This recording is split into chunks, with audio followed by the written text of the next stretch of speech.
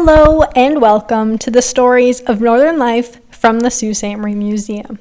We have hollow heads here at the Sault Museum today, and I couldn't be more excited. They are a group of 4 very talented local musicians that joined forces to create their band Hollowheads. They formed last summer and have since released their first single and are currently working on producing their second on their own. They have played shows at the Tap Room, Outspoken, Loblops, Rotary Fest, downtown street parties, weddings, and at many other locations and numerous other local events. If you haven't heard of Hollowheads, I am very privileged to introduce them to you today. And if you do know who they are, you are for sure going to get to know them a little deeper. So let's get into it. On everything. So hello, Hollowheads. Hello. So first, I want each of you to introduce yourselves and what role you play in the band. Okay, I'll start, I guess. My name's Ethan Roode. I share guitar and bass with Liam, and the occasional background vocal if I'm in the mood. And I'm Gabi, and I'm the lead singer. I'm Liam, and I play mainly guitar and bass. Occasionally throw in some banjo too.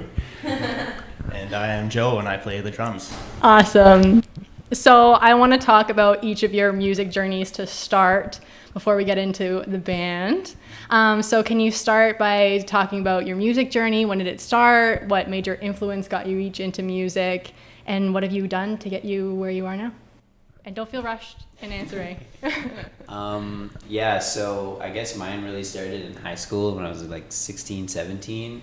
And I kind of decided I wanted to start playing guitar. I felt really left out at campfires, and everyone was jamming, and I was like, "Fuck, I can do that, come on." And I started taking it a little bit more seriously, adding a 3rd chord to my repertoire so that I could actually play a song. Really impressed ladies there. Yeah, it was a goal. But then I had a recording class and mixing, and it got me involved in like actually making my own stuff. But it really started out as like SoundCloud rapper trap beats, and I started my own little studio in my basement, and I tried to get everyone involved, and even people that should not be rapping were rapping. But I told myself, if I can make them sound good, I can make anybody sound good. It was quite the challenge.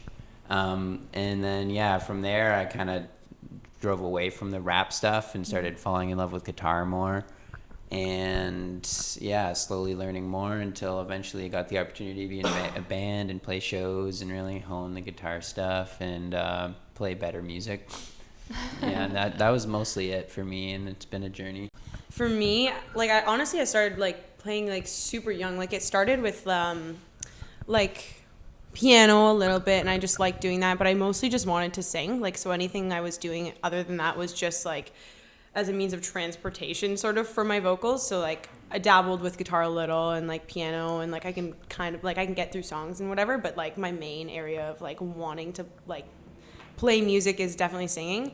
And then I started writing super young, and that was writing as a preteen would, terrible. You already know the songs even though you haven't heard them. It's rhyming the words that you come to mind. And then that turned into getting a little older, recording class with Ethan. That's actually how we kind of got connected in music. And then, being connected with other musicians and learning how much I didn't know kind of got me into practicing more and things like that. And then I did shows, performed solo guitar and vocal shows. And then then I took vocal lessons because I was I'm not as great as I think I am. I was I can learn some things. And then that really honed in technique and stuff just in a couple lessons. And then I was okay, what's next step? And I was posted a story. I said, does anyone want to start a band? Then we started a band, and now we're here. Awesome. Yeah, so my journey started at 4 years old and started taking guitar lessons. Playing guitar for years and slowly been picking up different instruments throughout my life. So picking up the bass, picking up the drums, piano, a little bit of saxophone in high school music class. banjo, ukulele, a little bit of bagpipes, pretty much anything I can get my hands on. I've been trying to learn. That's pretty much how I progressed through my music career, and just since high school, I've really just been trying to learn things on my own for the most part, just learning different songs, learning different tabs, and more recently trying to create my own music, find my own voice, my own style, and just going from there. Right. Well, I'm like basically the complete opposite of Liam. I have not been doing music for that long. Like I had some basic piano lessons when I was super young, but that didn't last long. And then literally no music in my life until like grade 11. Piggybacking off of Ethan's SoundCloud rap era, he convinced me to download FL Studio, which is like a computer program for making beats.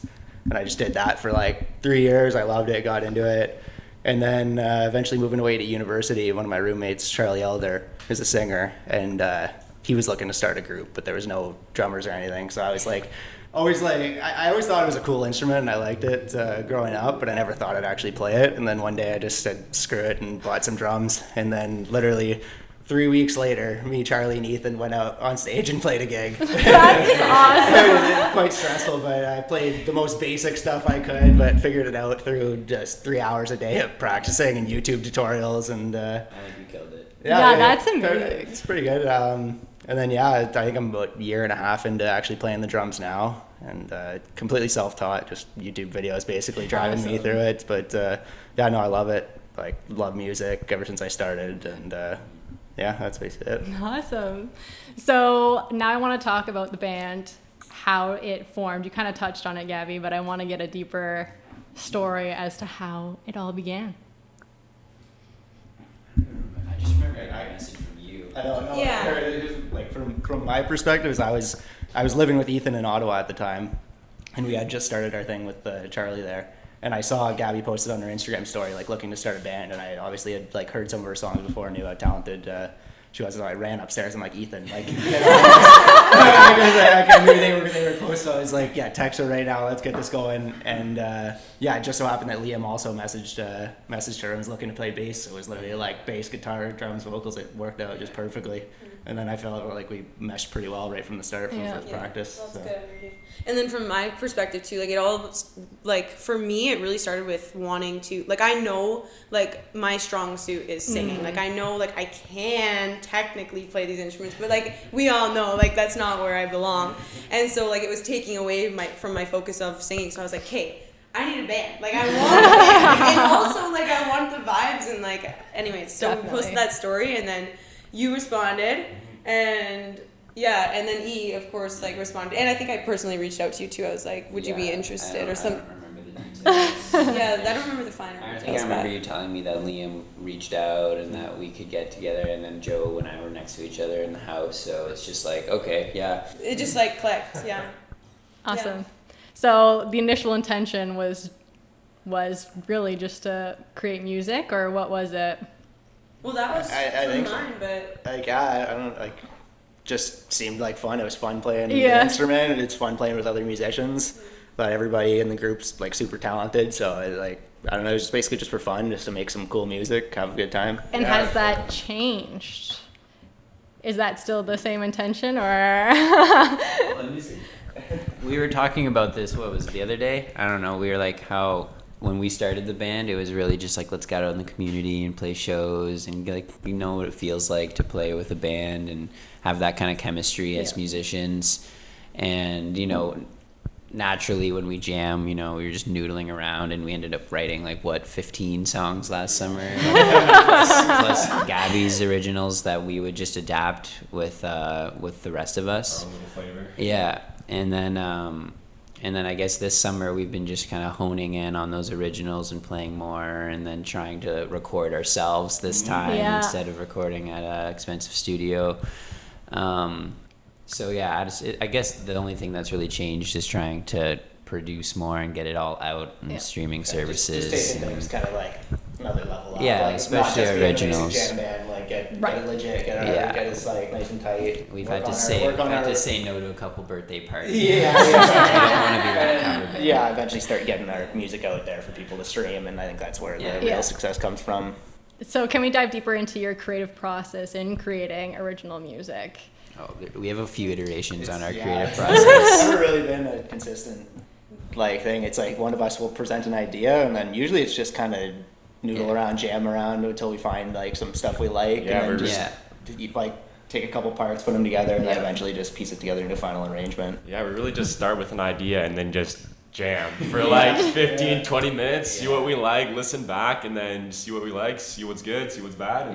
And then we have the songs of Gabby's that we will, you'll come to us with something that's put together and really like fleshed out lyrics, but then you don't really have the theoretical knowledge that we do, so we just kind of hone it in a little bit. It's like they're my translators. And I think it's like super important to note too. One thing, jumping back to a couple questions before, I think it's like super crucial to like know that the first group chat we ever created was called Summer Band Project. And I think that's really funny. But back to right now.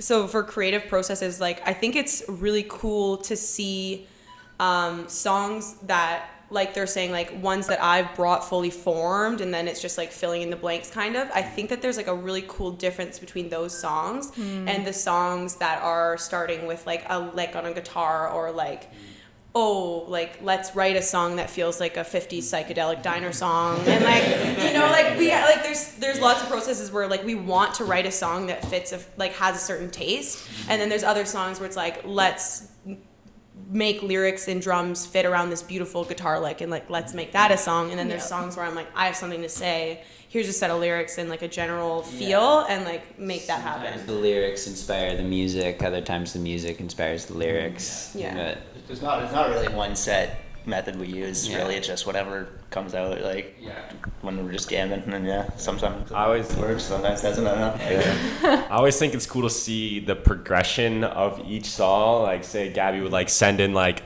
just like a little vocal track with some acoustic chords, and then All of a sudden has a chug bridge.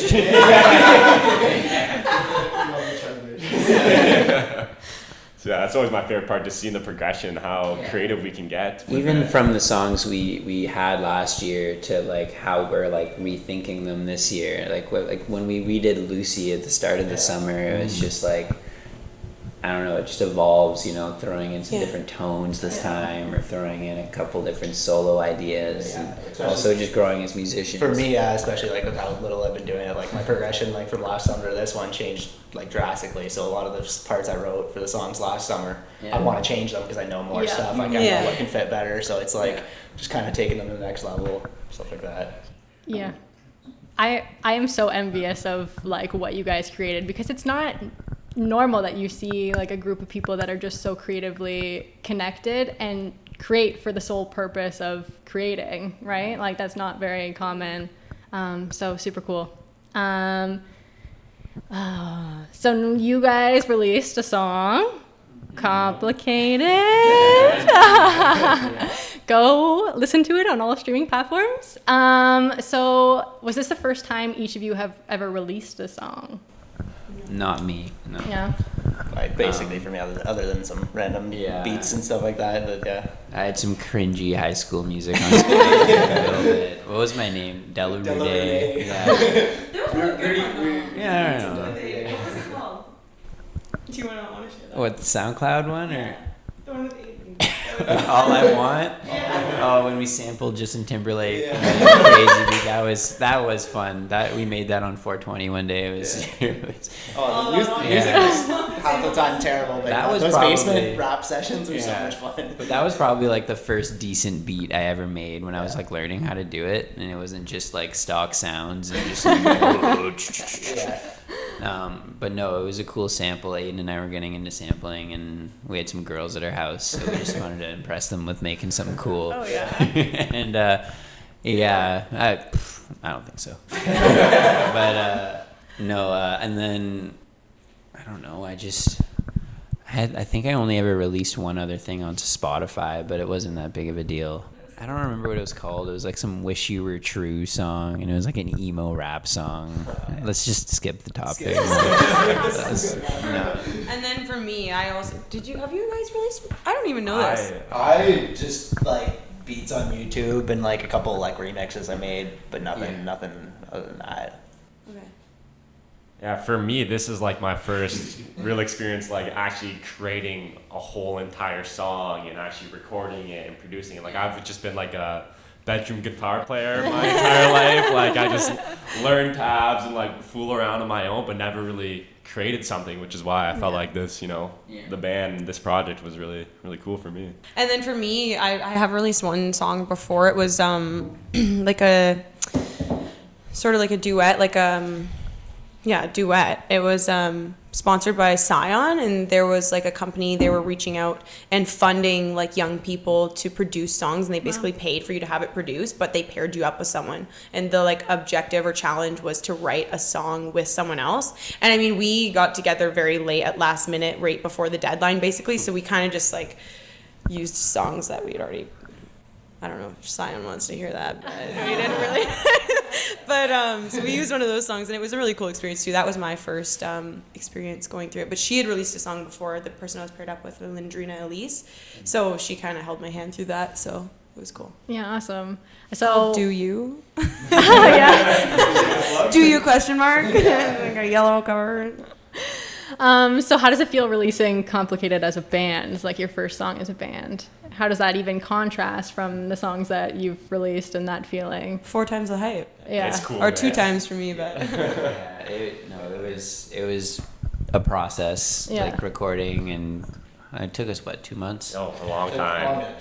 Yeah, like we have hard schedules to combine together and get together, and we had an idea of what the song was from where we were performing it, and we wanted to really like think about how we want it to be like as a studio version. So we would jam, and we had Bill Priddle and Dustin Goodall helping us out a bit, and we kind of fleshed out a vision of the song that was decent. And working through it was sometimes really difficult. Like, I don't like that. I don't know how do we want the chorus guitar to be? But that's when you know that you have a final product. Yeah, it's like you gotta have it exactly. That's the worst part about recording in the modern era, is knowing you have infinitely many takes. Right. And that you can just keep doing it, and sometimes you just got to decide on something. But I don't know. I really like how it ended up.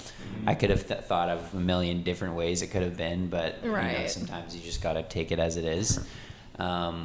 And then it's cool being involved with like all the technical recording stuff and mixing and mastering, and then the promotion kind of stuff. We're also gonna think about renaming our band a million times because of the whole other Hollowhead situation. Yeah. But I'm really. Yeah, we can talk about that. Even the process of picking your name in the first place. I know that was a long process. Sorry. Well, picking the name, it was like we had our first show lined up, like before we were even a band. Like we already had a gig for a piece at the end of the month, and we were like, okay, this is our first meeting. What songs do we want to play? All right, let's try them.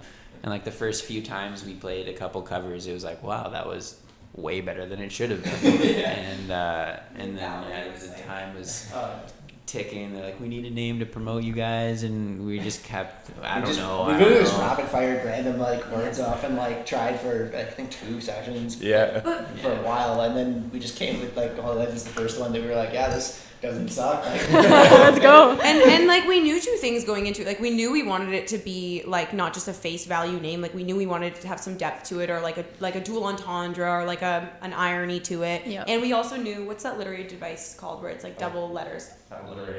Alliteration. We knew we wanted it like to be like a double lettered alliterated. Is that a name? I'm gonna use that.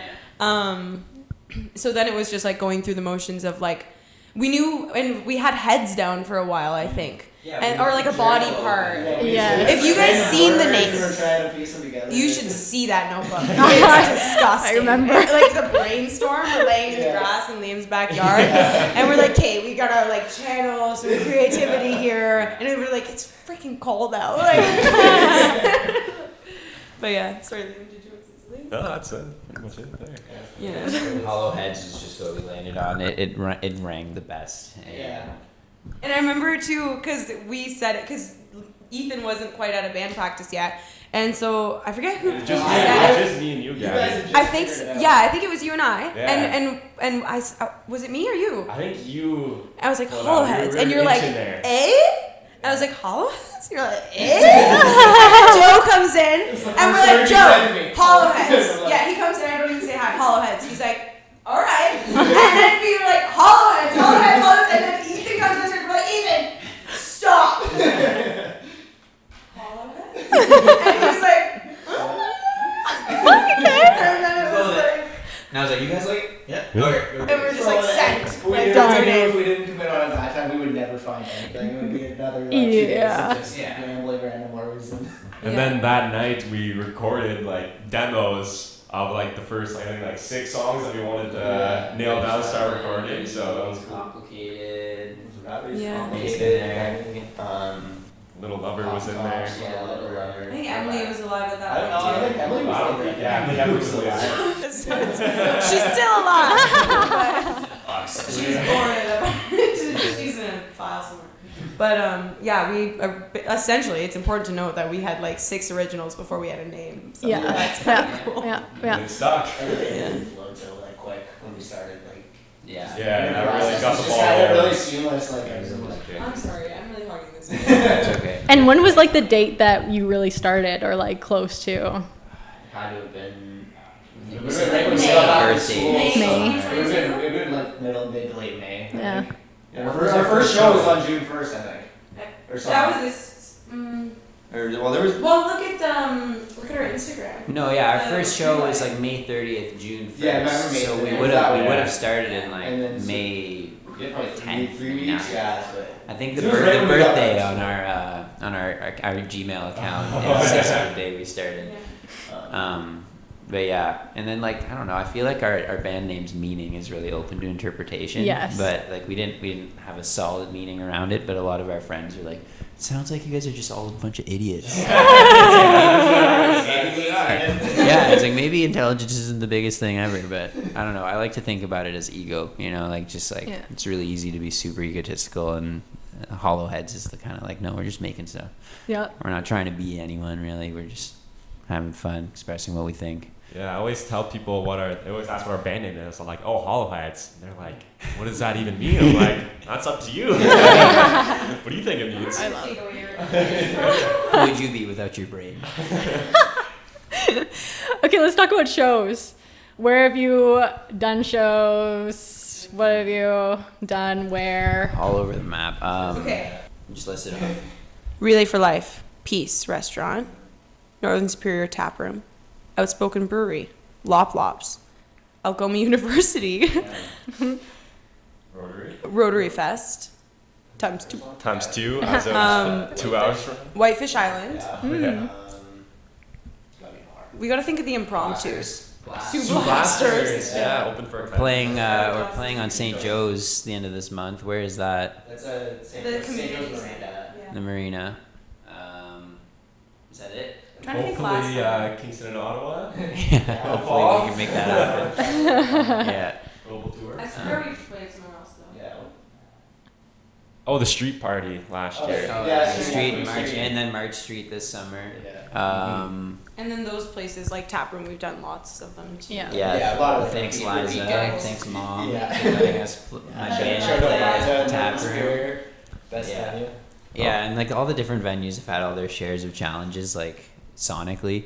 I used to get really Right. bothered playing at the tap room because the ceilings are so high, and we used to use like 2 big speakers, and the reverb and all of this stuff was always a nightmare. And Audio. we didn't doing our own sound stuff, and also trying to use the used gear that we've Right. Yeah. managed to collect. All on our budget. And like with some experience, we learned, maybe let's just rent new stuff Yeah. every time. And then like we slowly started implementing monitors in the mix, and then Yep. some more microphones so that we can hear ourselves. And The biggest nightmare has to be though trying to sound check when like somebody in the band has to be out there checking the levels, Yeah. and it's like you can't Right. you can't get somebody to like listen Yeah. to the whole band. also shout out Terrence for being our sound guy for a lot of those situations. But yeah, the monitors I think made the biggest difference in terms of our performance. Like being able to hear ourselves Yeah. play means that we can like know we sound good. Yeah, that was a super pivotal point. Like, for me, I would say too, because maybe specifically because I remember looking back at videos and I was like, why am I off key? And then it was like driving me nuts because I'm like, are you kidding me? Like, this is what you guys were hearing? Like, I was so bummed. And then we got monitors and I was like, oh, I couldn't hear. Like, I couldn't hear what I was saying. People still thought we sounded good though, so that was good. Oh, yeah. Yeah, and then playing at Lop Lops and Rotary events, and when we have sound guys that have everything set up, and we can just show up like rock stars and just play. Top of the line equipment, do all your sound, Yeah. make sure you sound good. Stage 2 actually has amps this time, so I can just pull up with the guitar and the pedal board. Yeah. Woot. Awesome. So we are recording this on Saturday, July 15th, just a few hours before you're playing Rotary Fest for the second year in a row. What was performing at Rotary like last year? And is this something that you ever thought like you would do, like growing up here, because you're all from here? Was that something that you like envisioned for yourself? Never. I think I did one performance as a SoundCloud rapper at Sue Blasters, and it was.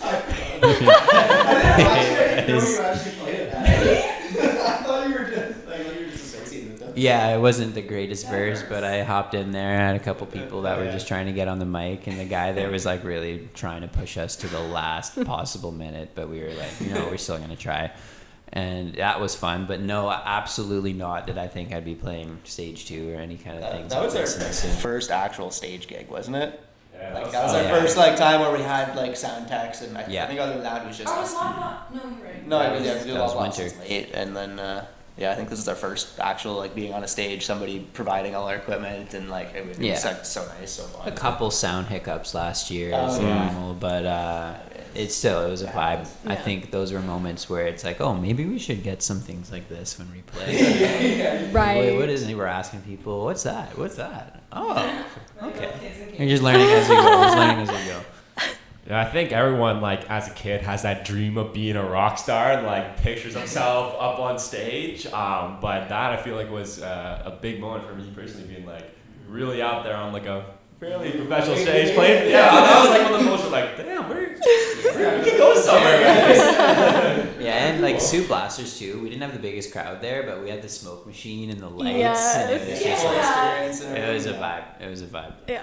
Is it like wrong to say that like I kind of like I don't know if that makes me like a snob or proud, but like low key like I kind of thought I would be on like like when I was like like I remember like the first like time like I wrote like a good song and I was like, okay. My writing process and like it's been very much so honed in, and I've definitely gotten better with life experience and expanded vocabulary, things like that. Yeah. I mean, mind you, I make up words sometimes, like alliterated, but I kind of like in the back of my mind, I was like, I'm kind of into this. Like I can go somewhere. So like, manifested it. Yeah, so maybe not specifically Rotary Fest stage, but I definitely pictured myself like being on bigger stages one day. Yeah. So what shows do you have lined up for the rest of the summer? The St. Joe's Island, the Community Day thing. That's the 28th, I think. It's a Friday. Last Friday. Yes, of and then July. 29th Lopstock, which is super shout out Lopstock. exciting. That's gonna be Buy your great. tickets, they're selling out. Yeah, and then It was like 6 straight hours of local music. Yes. Yeah. I love that. and then another taproom gig. Yeah. Hopefully, and then Maybe. We're trying to figure that, like, we're trying to plan out the probably our last weekend in town. So we'll try and figure Yeah. out. We're going back to school. Yeah, unfortunately. Yeah. Get educated, and then possibly Kingston and Ottawa tour. yeah. Yeah, I That'd be did the get dream. that planned out. Yeah. But yeah, for the summer, it's basically just this one, St. Joe's and Lopstock that's confirmed, and then definitely one more, but I'm not sure where or when that'll be. Yeah. Yeah. And producing your own song in-house this time this summer. Plaza's Basement Studio making a comeback. This time not with rappers and with a much larger audio interface that can actually handle all the instruments. Yeah, that's been a process. I've been enjoying it a lot. It's We cool have, working through it. yeah, and we can just kind of do our own thing, and we can flesh out a million ideas in one session, and I don't know. We don't have like someone telling us how they think the song should be. Yeah, having the creative freedom. Yeah, 100% Yeah. creative freedom on us, get the song exactly how we want it. Yeah, it's like super inevitable. Like anyone who is like a musician themselves or like loves music, like it's so inevitable, like being around the production of something so creative to like not have input. And it's not bad necessarily, but it's you need it at some points, but yeah. I don't know, especially the song we're recording now, I think like we had it at a pretty set spot, like going into the recording. We didn't really change much. We were like where it was at. It's I think personally it's probably like our best song we have. Yeah. Most well written, well put together, like everybody did their job like perfectly. Yeah. It's a nice jump from Complicated, because Complicated was like we're playing it like almost playing it safe with that one. It's like it's a catchy radio song, like nobody's really going crazy, no solos, nothing like that. Yeah. And then this one's more of like here's what we can do, like this is all this is us as musicians. Yeah, everyone loved Complicated from the live shows, so it's like we should record this one. It made sense to be our first single. It was the most catchy. It was the one that people could like. It had the most replayability. Yeah. People loved Draw it, everyone so. in, get their attention. Yeah. Of course. I'm really excited for Gypsy though. This is like a really like close to my heart song. Yeah. That, like, What's left? We gotta just do some polish up the vocals, lead guitar, and then I gotta grind some mixing, get it mastered, and then promotion. End of summer. Most of the time, we struggle. Yeah, I think there's some things we can just touch up and then do some background vocals. Final touch in, and then final vocal takes, and we're good. And then we're good. Awesome. On to the next one. Yeah. So let's wrap things up. Let's leave it at, what would you say to young artists doing the thing that you want to do? I love that question. Great question. Yeah. Just go for it. Literally just make a bunch of shitty songs, Be really bad creative. stuff. Like don't get trapped in like a loop of just playing covers and other people's stuff, because then that's like all you'll know. You gotta just like learn. You don't necessarily learn music theory, but understand how songs work and like make your own stuff, because that's so much more fun. Like being on the creative side of it than just like regurgitating other people's work. Yeah. Like, and it's such a satisfying feeling to make something that you're like proud of and you actually enjoy listening to. Learn music through experimentation. Like literally just put your finger somewhere and see what happens and see how that makes you feel, and then express yourself and use it as like a meditative device. But yeah, at the end of the day, have fun. Don't be too hard on yourself, because it's so easy to get locked in your brain. Acknowledge that. Don't get discouraged. And then like kind of what these guys are saying too, but I think it's like so important. Like passion trumps theory. Like for me anyways, I mean, I don't have a lot of theory to back it up, so like, but it's super important. It's super important. And also one other thing like that's super important for like young musicians, I think, is that people love listening to music. Like you like don't like hide it. Like I hear so many people, they're like, oh, like I kind of play, but like I'm too scared to like even play around a campfire or something. And it's like people love it. Like even if you suck, I mean, like maybe it's nice to have a harsh review once in a while to be like, don't go on America's Got Talent, but like play for me. If you're not taking yourself seriously, then like nobody will dock you for not doing like the greatest. They'll respect you for getting out there actually playing, like enjoying. Yeah. Like it's all about just having a good time, Just like play. good vibes. Like, yeah. Nike's music line, just play. Yeah, a big thing for me was the collaboration is something I would definitely recommend. Yeah. Which really transformed like my growth and my ability to understand music and build songs and be creative, really. So that's one thing I'd recommend. And just reach out to people, jam with your buddies, reach out to local places, make a band, seriously. You'll get so much better at music if you're playing with other musicians. And even if you don't, you're gonna have a blast. Oh yeah. Yeah. Okay. Awesome. I want to end it with Complicated too. Can I play it at the end? Of course. Okay. Well, thank you guys. Hollow heads.